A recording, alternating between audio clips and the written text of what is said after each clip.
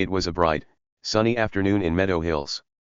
This was a small, quiet neighborhood where everybody seemed to know everybody, or at least, that's what people thought. The houses were neat, with green lawns and pretty flowers. Kids rode bikes, and birds chirped in the trees. It felt like a happy place. But something exciting was about to happen, and it all started with a guy named Jake. Jake was new in town. He didn't talk a lot or make a big fuss. He was the kind of person who liked to keep things simple. Every day, he'd grab a leash and take his dog, Max, for a walk along the sidewalk. Now, Max wasn't just any dog. He was big, like, really big. His fur was fluffy and soft, like a giant teddy bear. When kids saw him, they'd giggle and point. "Look at that silly dog," they'd say. Old ladies would smile and wave from their porches. Max had a goofy grin, and he'd bounce a little when he walked, like he was having the best day ever. Most people loved him. But not everyone. See, Jake and Max were different.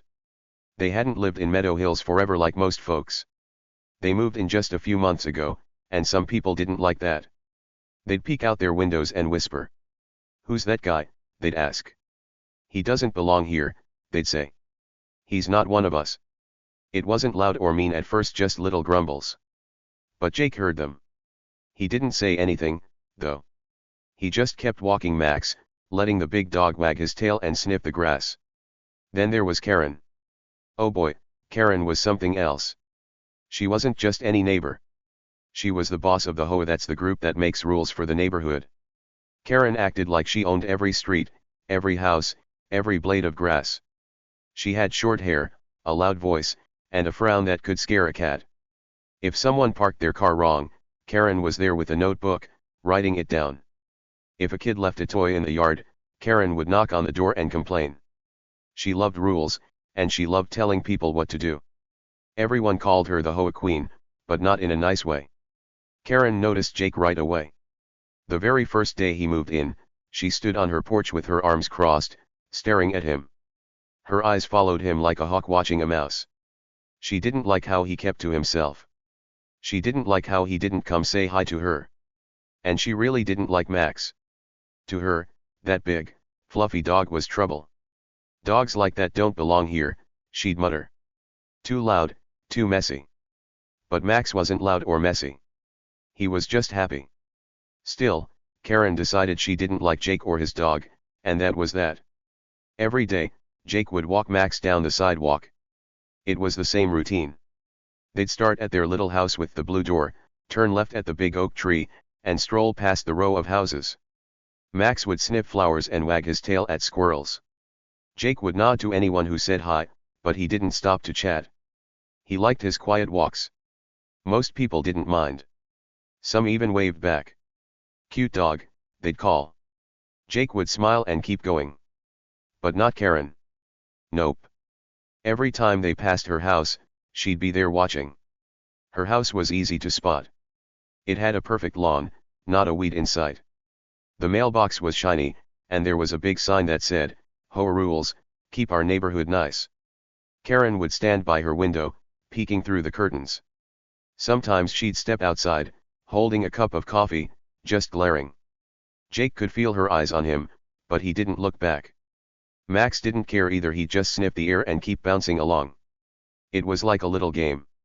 Jake and Max did their thing, and Karen watched, getting madder every day. Why was Karen so grumpy about them? What was her problem? Was it because Jake was new? Was it because Max was big and fluffy? Or was there something else going on? Nobody knew, not yet. But one thing was clear, Karen wasn't going to let Jake and Max live in peace. She had a plan brewing in her head, and it was going to shake things up. What do you think Karen's problem was? Stick around to find out. The truth is, Jake wasn't looking for trouble. He just wanted a quiet life with his goofy dog. He'd moved to Meadow Hills to start fresh, maybe after a tough time somewhere else. He didn't tell anyone his story, and nobody asked. Max was his buddy, his best friend. They were a team. And in a place like Meadow Hills, you'd think a guy and his dog could fit right in. But Karen didn't see it that way. To her, they were outsiders. And she didn't like outsiders. As the days went on, the whispers got louder. Neighbors started talking more. "That Jake guy's weird," one said. "He never comes to the barbecue," said another. "And that dog too big for this place." They didn't know Jake heard them. He'd walk by with Max, pretending not to notice. But he did. He noticed everything. And so did Max. That big dog might have looked silly, but he was smart. He'd tilt his head sometimes, like he was listening to. Karen, though, was the loudest of all. She didn't just whisper, she complained. She'd talk to anyone who'd listen. "That dog's a problem," she'd say. "He's going to ruin our neighborhood." Nobody really agreed, but they didn't argue either. Karen was bossy, and most people just nodded to keep her quiet. But Jake? He wasn't scared of her. He'd see her glaring and just keep walking. Max would wag his tail like nothing was wrong. It drove Karen crazy. So there they were, Jake, the quiet new guy, Max, the big fluffy dog, and Karen, the HOA queen who hated them both. It was a sunny afternoon, just like any other, when things started to change. Something big was coming, something nobody saw coming, not even Karen. The neighborhood wasn't as sleepy as it seemed. And Jake? Well, he might have been quiet, but he wasn't weak. Karen was about to learn that the hard way. Karen wasn't just a nosy neighbor, she was mean, really mean. She didn't just watch people, she judged them hard. Every single day, when Jake and his big, fluffy dog Max walked by her house, she'd stand at her window and stare. Her arms were crossed tight, like she was mad at the whole world. She'd mumble under her breath about rules and how things were supposed to be. To her, Jake and Max were breaking some kind of secret law just by existing. It didn't matter that they weren't hurting anyone. Karen didn't like them, and that was enough for her. Her house was right in the middle of Meadow Hills, with its perfect grass and shiny mailbox. She'd peek out from behind her curtains, her eyes like little lasers following Jake and Max down the sidewalk. Max would bounce along, wagging his tail, happy as can be. Jake would hold the leash, walking slow and calm. But Karen? She'd frown so big you could see it from across the street. She'd mutter stuff like, "That dog's too big," or "They don't belong here." Nobody else seemed to mind Max's fluffy fur or goofy grin, but Karen acted like he was a monster. Then one day, she didn't just watch, she moved. It was a warm afternoon, and Jake was doing his usual walk with Max. The sun was shining, birds were singing, and Max was sniffing a little bush by the sidewalk. Everything felt normal. But Karen had had enough. She burst out of her house like a storm, marching straight toward Jake. Her shoes clicked loud on the pavement, and her face was red with anger. She stopped right in front of him, pointing a finger at Max. "That mutt shouldn't be running loose," she yelled. Her voice was so loud, it bounced off the houses. Everyone on the block could hear her. "This is a respectable neighborhood." Jake didn't even flinch. He looked at her, calm as ever, and gave a little smile. "He's on a leash, ma'am," he said. His voice was soft, like he didn't want to fight. And it was true, Max was on a leash, just like always. The big dog wasn't running wild or chasing anyone. He was just walking, his tongue hanging out, looking happy. But Karen didn't care about facts. She didn't even look at the leash. She huffed, a big, dramatic puff of air, like Jake had said something rude. Her eyes got narrower, and her frown got deeper. She wasn't going to let this go. Then she did something crazy. She yanked her phone out of her pocket, held it up like a weapon, and started dialing. Jake watched her, still calm, while Max tilted his head like he was confused. "Who's she calling?" you could almost hear Max thinking. Karen punched in the numbers 9-1-1 and put the phone to her ear. "Yes, hello," she barked into it. "There's a dangerous dog loose in my neighborhood. You need to send someone right now." "Dangerous?" "Max. The fluffy giant who licked kids' hands and chased butterflies." Jake couldn't believe it. He shook his head, a little laugh slipping out, and patted Max's fluffy ears. Max wagged his tail, not worried at all. Karen kept talking into the phone, her voice getting louder. "It's a big, wild animal. It's ruining everything," she said. Neighbors started peeking out their doors, wondering what was going on. A lady with curlers in her hair stepped onto her porch. A guy mowing his lawn stopped to stare. Karen didn't care who heard her, she wanted everyone to know she was in charge. But Jake? He just stood there, one hand on Max's leash, the other scratching the dog's head. He didn't yell back. He didn't argue. He just waited. What Karen didn't know, what she couldn't even guess, was that she just started something big. She thought she was picking on some quiet new guy with a silly dog. She thought she could boss him around, scare him off, make him leave. But Jake wasn't scared. And Max? Max wasn't just a goofy pet. There was more to the story, something Karen didn't see coming. She'd picked a fight, all right, but it was with the wrong guy. And soon, she'd find out why. The air felt heavy now, like a storm was building. Karen stood there, phone still in her hand, glaring at Jake. She thought she'd won. She thought the police would show up, take Max away, and prove she was right. But Jake's little smile didn't fade. He looked at her like he knew something she didn't. Max sat down on the sidewalk, his big tail thumping the ground, totally chill. The neighbors kept watching, whispering to each other. "What's Karen up to now?" one said. "That dog's not hurting anyone," said another. But Karen didn't hear them. She was too busy being mad. This wasn't the first time she'd been mean to Jake. Ever since he moved in, she'd been watching him like a hawk. If Max barked once, she'd complain. If Jake parked his car a tiny bit crooked, she'd leave a note. She acted like she owned Meadow Hills, like she could tell everyone how to live. Most people just rolled their eyes and ignored her. But Jake was different. He didn't fight back, but he didn't back down either. He just kept doing his thing, walking Max, living his life. And that made Karen even madder. Now, with her calling 911, things were getting serious. She wasn't just grumbling anymore, she was trying to make trouble. Big trouble. She wanted Max gone, and maybe Jake too. She thought she had all the power, with her HOA rules and her loud voice. But power isn't always what it seems. Karen didn't know who Jake really was. She didn't know what he could do. She saw a quiet guy and a fluffy dog, and she thought they were easy targets. Oh, how wrong she was. The tension was growing, like a rubber band stretching tight. Something was going to snap soon. Karen stood there, smug and sure of herself, waiting for sirens to prove her right. Jake stayed quiet, petting Max like nothing was wrong. The neighbors watched, holding their breath. What would happen next? Would the police really come? Would they take Max away? Or was something else about to go down? Karen had no idea. She just lit a match. And that match was about to start a fire she couldn't put out.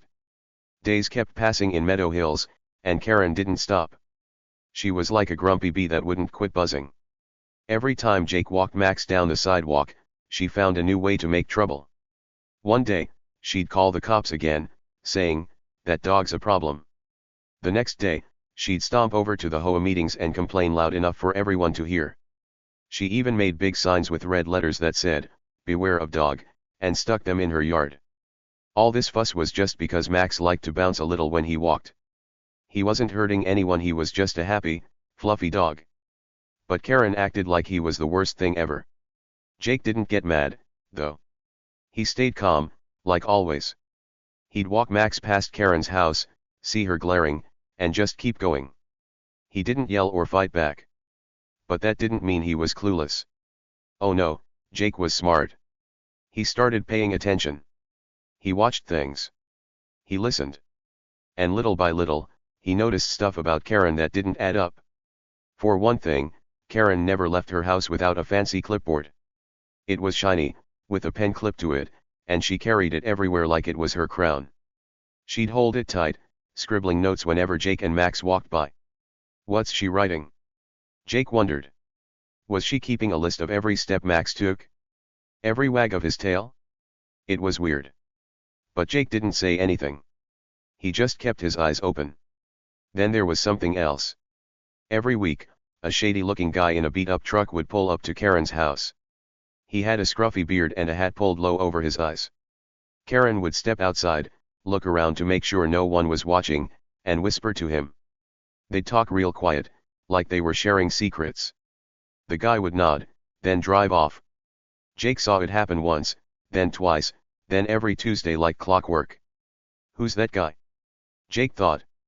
What's Karen up to? He didn't know yet, but he was starting to get curious. Max was curious too. That big, goofy dog wasn't just fluffy, he was clever. He'd watch Karen with his big brown eyes, tilting his head like he was figuring her out. One day, something wild happened. Jake and Max were walking past Karen's house, same as always. Karen was out front, yelling about something, probably Max again. But this time, Max didn't just keep walking. He stopped. His ears perked up, and his nose started twitching. Then, all of a sudden, he tugged hard on the leash, pulling Jake right toward Karen's yard. Jake stumbled a little, surprised. "Whoa, Max. What's up, buddy?" he said. Max didn't answer, of course he's a dog. But he kept sniffing, his nose low to the ground, like he'd found a treasure. He pulled Jake closer to Karen's perfect lawn, right up to the edge of her fence. Karen saw them and freaked out. "Get that mud away from my property," she shouted, waving her clipboard like a sword. Jake pulled Max back, but he couldn't help wondering, what was Max onto? What did he smell? Something was hiding in Karen's yard, and Max knew it. Karen kept making trouble after that. She called the cops so many times, they started rolling their eyes when they showed up. "It's just a dog on a leash," one officer said, scratching his head. But Karen wouldn't listen. She'd stomp her feet and say, "He's dangerous. He's ruining our neighborhood." The HOA got tired of her too. At one meeting, she stood up and waved her signs around, yelling about Max. The other neighbors just sighed. "Karen, he's not hurting anyone," a lady with glasses said. But Karen didn't care. She was on a mission. Meanwhile, Jake kept watching. He saw how Karen's clipboard was always full of papers. He saw how she'd sneak those whispers with the truck guy. And he saw how Max kept sniffing around her yard, like he was a detective dog. Jake didn't say much, he never did. But his brain was busy. He was putting pieces together, even if he didn't have the whole puzzle yet. Something's not right, he thought. Karen's hiding something. Max was helping too, in his own way. That big dog might have looked silly, with his floppy ears and bouncy walk, but he was sharp. Every time they passed Karen's house, he'd perk up. His nose would wiggle, and his eyes would get bright. One time, he even barked a big, loud woof, right at Karen's fence. She jumped and dropped her clipboard, papers flying everywhere. "Control that beast," she screeched, scrambling to pick them up. Jake just smiled and said, "Sorry, ma'am." But he wasn't sorry. He was starting to think Max was onto something big. The days turned into weeks, and the tension grew. Karen kept pushing, calling, complaining, making signs. Jake kept walking, watching, waiting. The neighbors started picking sides. Some thought Karen was crazy. "She's too loud," they'd say. Others nodded with her. "Maybe that dog is a problem," they'd whisper. But most just watched, waiting to see what would happen. It was like a big game, and nobody knew the score yet. Jake didn't let it bother him. He'd pat Max's head and say, "We're okay, buddy." But he wasn't blind. He saw the signs piling up in Karen's yard. He saw the truck guy showing up more often. And he saw how Max kept tugging toward that fence, like he was trying to tell Jake something. What was it? What was hiding in Karen's perfect little world?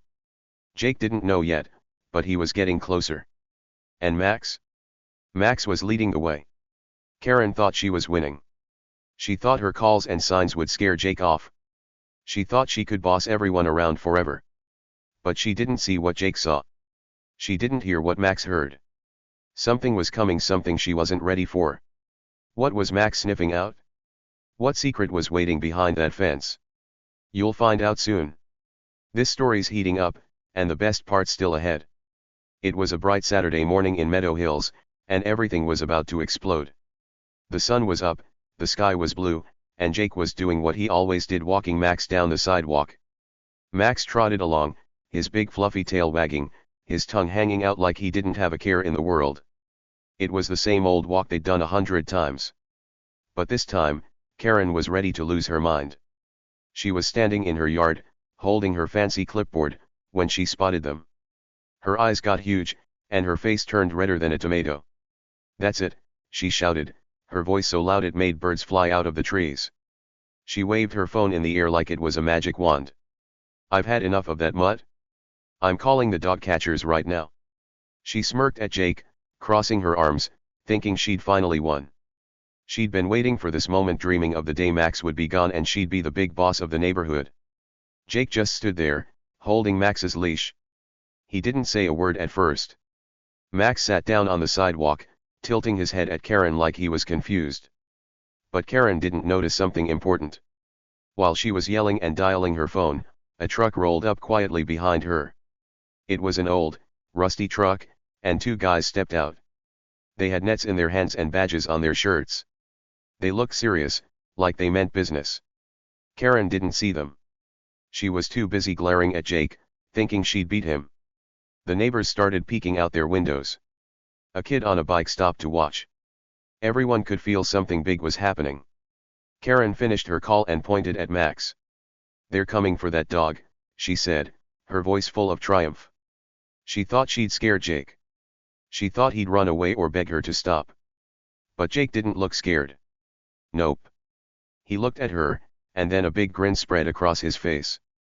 It wasn't a mean grin, it was a sneaky one, like he knew a secret. "Oh, they're not here for Max," he said, his voice calm and smooth. Karen blinked. "What?" she snapped, confused. But before she could say more, the two dog-catchers walked right past Jake and Max. They didn't even look at the big fluffy dog sitting there wagging his tail. Instead, they headed straight for Karen's backyard. Her perfect little fence was right there, with its clean white paint and "Beware of Dog" signs. The dog-catchers pushed the gate open with a creak, and Karen's jaw dropped. Her face went from red to white in 2 seconds flat. She looked like she'd seen a ghost. Jake leaned against a tree, still grinning. Max wagged his tail harder, like he was excited. The neighbors crept closer, trying to see what was going on. Then, out of Karen's backyard, came the noise: loud, wild barking. Not one bark, not two, but 3 dogs. The dog-catchers dragged them out, one by one. They were scruffy little things, with tangled fur and muddy paws. One was black, one was brown, and one was a mix of both. They yapped and jumped, pulling at the nets. Karen had been hiding 3 dogs in her yard this whole time. The crowd gasped. "What?" a lady with a watering can shouted. "Karen's got dogs," a man in flip-flops yelled. Everyone stared at her. Karen's clipboard slipped from her hands and hit the grass. She stammered, "Wait. Those aren't mine. I don't know how they got there." But nobody believed her. The dog-catchers shook their heads.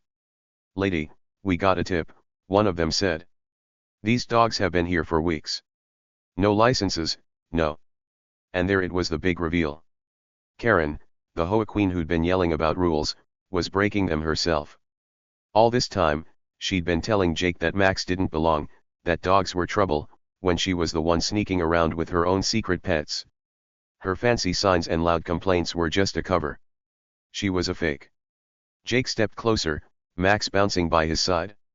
He leaned in, real quiet, and whispered to Karen, "Max smelled weeks ago. I just made a call." Karen's eyes went wide. She looked at Max, then at Jake, then at the barking dogs being loaded into the truck. She didn't know what to say.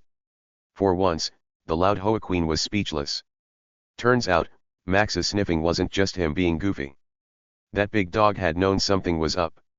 Weeks ago, when he tugged Jake toward Karen's yard, he'd smelled those hidden dogs.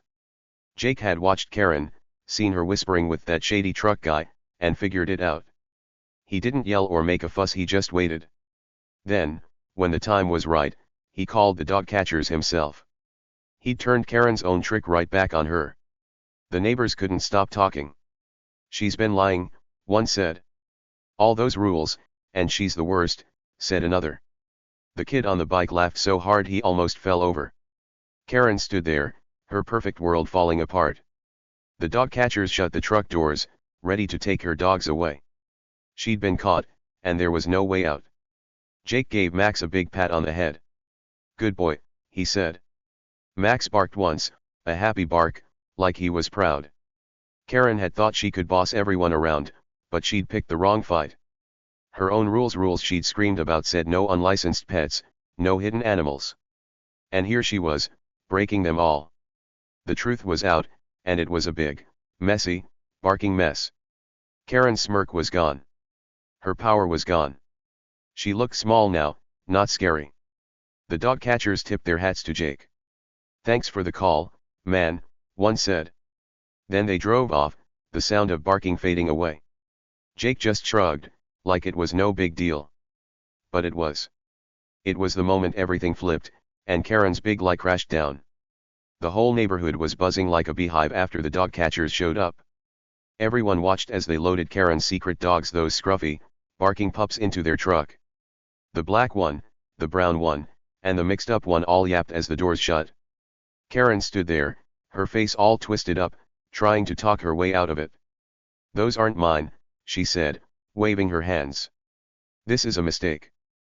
But nobody was buying it. The Dogcatchers just shook their heads and kept working. Then the HOA board rolled in. These were the people who made the rules for Meadow Hills, and Jake had tipped them off. He'd called them quietly, letting them know what Karen was hiding.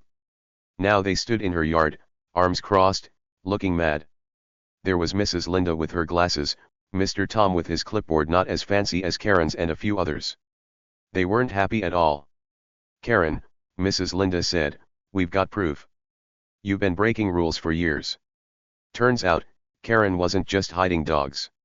She'd been dodging fines, money she was supposed to pay for breaking rules. She'd sneak around, pretending everything was perfect, while pointing fingers at everyone else. If someone's grass was too long, she'd complain. If a kid left a bike out, she'd write a note. But all this time, she was the biggest rule breaker of all. The HOA board had papers and pictures, showing how she'd lied for years. She couldn't talk her way out of this one. By the end of the day, Karen was done.